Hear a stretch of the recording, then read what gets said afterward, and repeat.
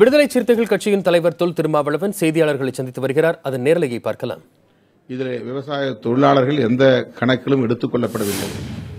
தமிழக அரசால் நியமிக்கப்பட்ட குழு அல்லது ஆய்வறிக்கை வழங்கிய குழு இதையெல்லாம் கணக்கில் எடுத்துக்கொண்டதா என்று தெரியவில்லை.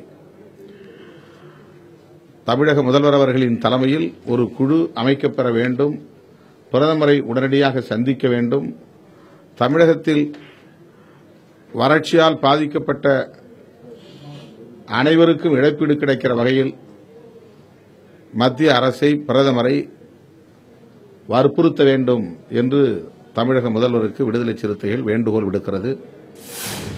விவசாயம் என்பது நெல் பயிர் மட்டுமல்ல, பல வகையான விவசாயம் உள்ளது. தென்னை விவசாயிகள், பனை விவசாயிகள், வாழை விவசாயிகள், பருத்தி விவசாயிகள் என்று பல வகையான விவசாயிகள் உள்ளனர். ஏக்கருக்கு ஏக்கர் விவசாயத்திற்கு விவசாயம் இதில் பாதிப்பு மாறுபடும்.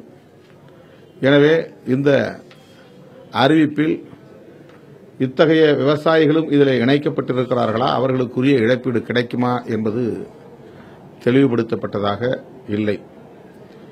எனவே முதல்வர் அவர்கள் இத்தகைய விவசாயிகள் அனைவருக்குமான இழப்பீடு கிடைக்கிற வகையில் உரிய நடவடிக்கைகளை மேற்கொள்ள வேண்டும்.